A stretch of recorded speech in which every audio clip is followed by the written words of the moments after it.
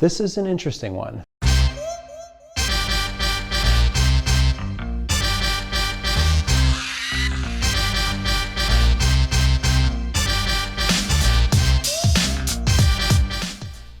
Don't ask me why I'm doing this, but I'm doing it. Hey, what's up guys? Thanks for coming back for yet another video. I was dropping some stuff off at the junkyard the other day and I was unloading it. You know how if you've ever been there, you pull up to the pile and you just kind of start heaping stuff onto this, this scrap pile.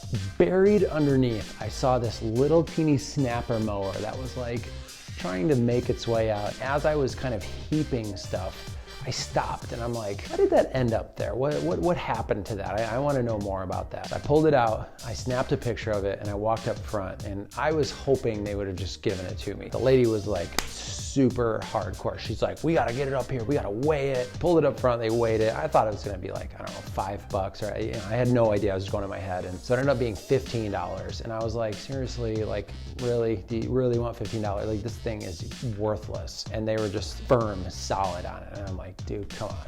Two kids pulled up, they had a trailer and they had a washer, a dryer, some other miscellaneous stuff on it. And the kids heaped, and I literally mean they heaped this washing machine dead on the mower, just smack dab on the top of the engine. This thing just came crushing down on it. This is just an emotional challenge for me, just to see if I can bring this back from the dead. Given the situation, I'm sure you can bring whatever you are working on back. Hopefully it's less of an extreme example, but without further ado, let's get right into it. All right, I'm just gonna run through. I'm not gonna spend too much time on this for obvious reasons. If it ends up kicking over and being okay, I might pull that engine off just to have it as like memorabilia. It doesn't take up that much space, and who knows, maybe someday I'll come in contact with something that is similar or whatever. I'm debating on whether or not I want to flip that up and put some bolts in there just to get it out of the way. Again, I'm not really gonna have it like running, or, well, hopefully you have it running. I'm not really gonna have it mowing or anything. Obviously, that's fairly dangerous. I should probably wear gloves too and get tetanus. But this is taped down. This bail lever is taped down. A lot of people do that. And there's some tape right there. I'm assuming that probably lost a bracket or a component at some point. The engine's like sideways. If you see it, it's like the cylinder head is on the, what would be, I guess, the driver's side. And that muffler is pointing towards the back, which again, that's kind of different. I was looking at this. I'm not an extreme expert with serial numbers, but it looks like the first two letters is 84. So I'm assuming this is a 1984. Certainly looks like it. The style, the rust, and everything else. This plastic up top is not in great shape. Let me get you set up on the tripod and we'll just start going through some of the, the vitals. All right, let's check that oil first.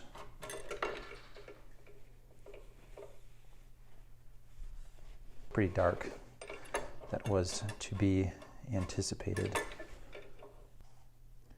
Very, very little oil in there. Just that little bit of black. Better than nothing. This should be interesting. I mean, it smells bad. Doesn't smell great, but it actually doesn't smell as bad as I thought it would be. Let's check that air filter. Oh my gosh, thing's like 1 pound. That's heavy.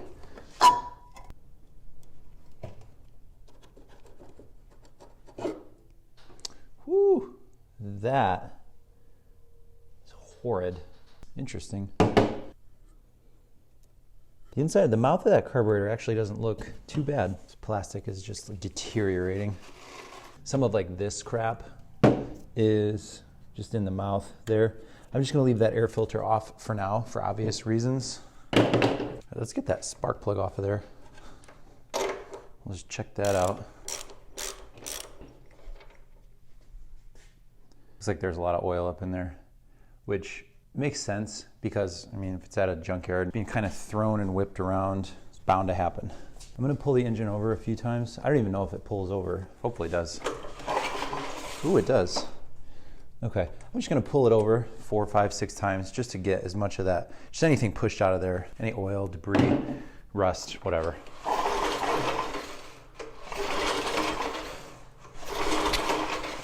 Let us check to see if it has spark. No spark checker today. I'm just gonna lean that right there, right at the tip of that electrode right there. We should see it. I don't know if it showed up on camera, I saw an extremely faint spark.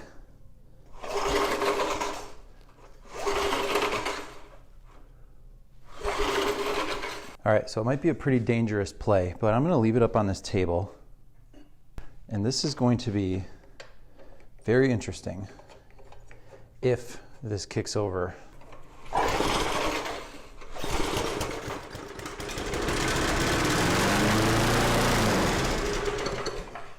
That is incredible, just incredible.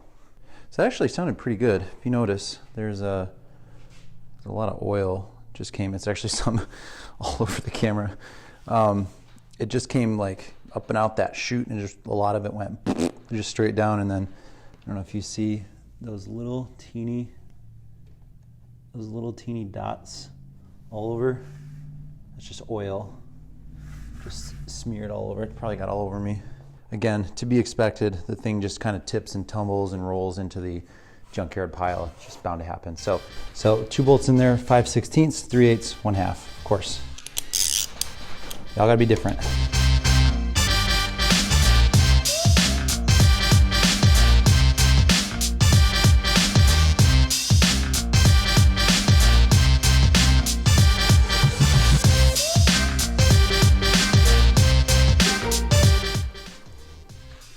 Okay, I'm gonna start very delicately taking this apart.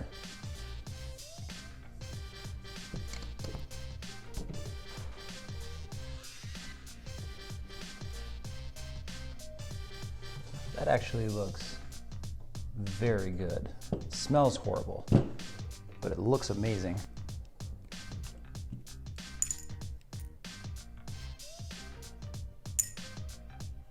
I was expecting a brass float. One more jet right here.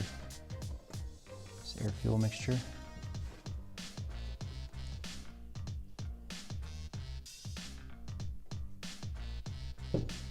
I'm not gonna fight too much, but I am gonna try to take this float bowl gasket / O-ring off. And if it like that, if it easily comes off, I'm gonna take it off. If it fights me, I'm gonna leave it.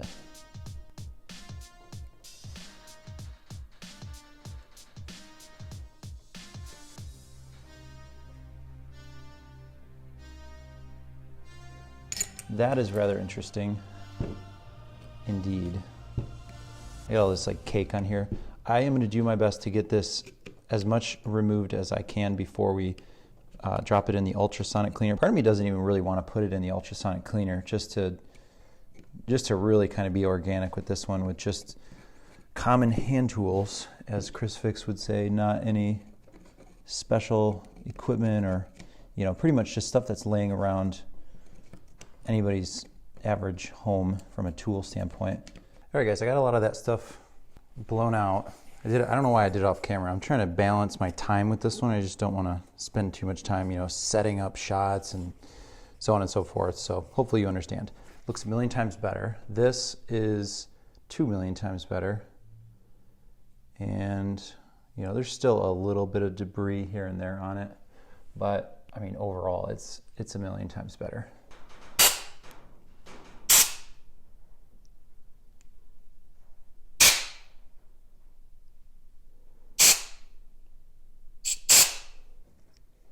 I'm going to be terrified to adjust that main jet, that one that goes up through the bottom, because I'm going to have to stick my hand under there. If you remember that that deck had that huge hole in it, so while it's going around, I'm going to have to get in harm's way.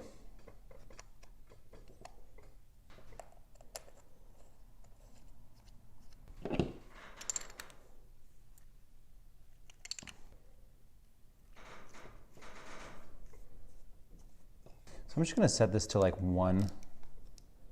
There was a lot of debris and crap up in there, so it might need a little bit more. So actually, I'm gonna do 2. So that's 1 full, that's 2 full. Actually, I did 1.5.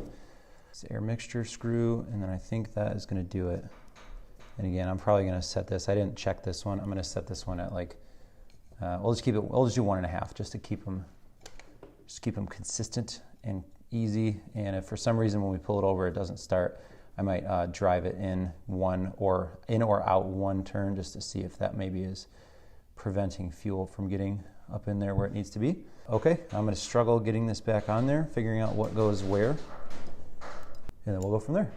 Okay, actually before I get that on there, I wanna let that fuel line shut off. I'm gonna unscrew this from the gas tank. Yeah, who cares? It's not like I'm trying to preserve the deck. All right, we'll get this off of there. Oh yeah. All right, that is disgusting. See that dark at the bottom? And then there's light around. That dark is all water. Let me see if I can zoom in. You can get like a really, it's heavier. So you see how it kind of like moves a little bit slower, kind of rolls with it. So that's water. I don't even really know where that gasket came from, so whoops. That is not very surprising, just based on what little I know about where this thing has spent most of its life, or some of its life at least. All right, just off top of your screen, I'm putting some new fuel in it. I'll probably do it one more time. It looks a little murky.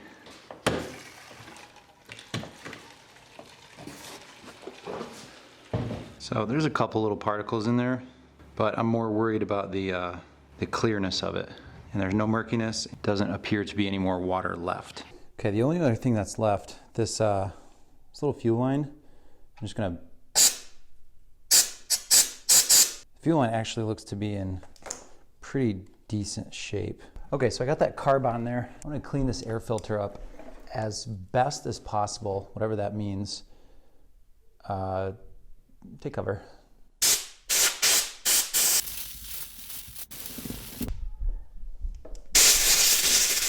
So I think for what we're doing, I mean, I'm not going to go too crazy with this, although some might think I already am. You know, just knock off the main stuff. It is already a ton better than obviously when it started. There's no more crap on it. It's just got, you know, just age, weathering, whatever you want to call it. A little bit of rust too. There was obviously water that sat in this at some point.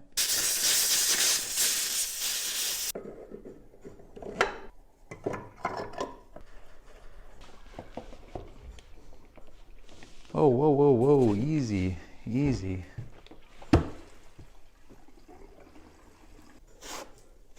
It's been about 30 seconds, maybe a minute, no leaks. So let's get this down off the table and let's see what happens.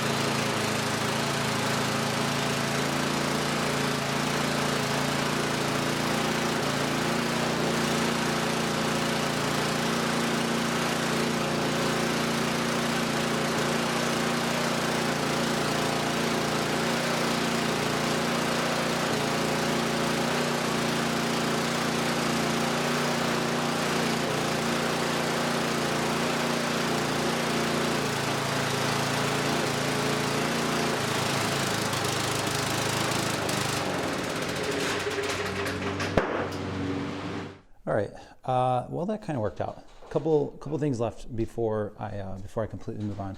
I did get that oil drained out of there, and it didn't look, I don't know, there's some gas in there, so that's why it's loose, but it did not, it was very cloudy, kind of that brownish, you know, not black. It was just like a, you know, gross. But anyways, a lot of smoke coming out of there. I'm not surprised, but I didn't really think through that, so kind of got up and out of the way really quick. I should have started it out in the driveway, or on the side of the house, but too late for that. So one thing that I want to do is fill it up with just some fresh oil. Again, not trying to put too much money into this. That was thing one. And thing two, I will start it back up and I'll show you. That muffler was like glowing hot, which could mean a couple things, but I think in this instance, It has a very lean fuel mixture, meaning it's getting more gas than air. These things are made so well where it's not like it's not even gonna skip a beat. So debating whether or not I wanna start that back up and show you or not. I'll start it back up and I'll just kind of show you the glowing really quick. I might not let it get too hot. And then while it's running, after I show you, I might kind of dial those mixture screws in a little bit just to restrict some fuel. So that way the mixture is at the right ratio.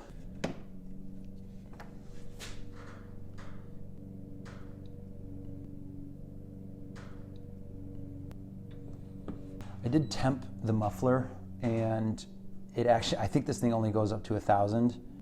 It says plus or minus 900 degrees Fahrenheit, which is 482 degrees Celsius. And the first time I shot the muffler, it said high. I kind of moved off a little bit, let it cool down for a second, and then I think it came in at like 948. So yes, very, very hot there. Usually I think, just from my experience of just gunning stuff that's in normal position or normal condition, is like, I want to say the muffler is like 600 to 700 Fahrenheit, plus or minus. Let's get that fired back up. I'll show you that glow. I'll dial it. We'll see if that glow kind of goes down.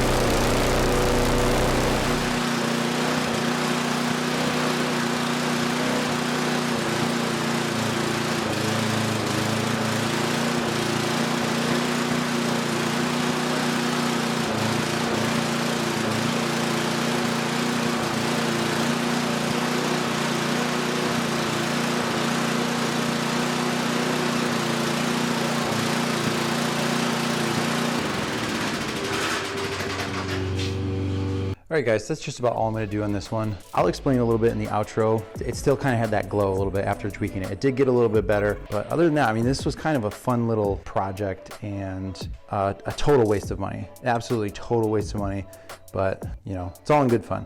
So hopefully you enjoyed. If something starts smoking really, really bad, just let it go for like 5, 6, 7 minutes and see what happens. And if it's still smoking, you know you got something more serious.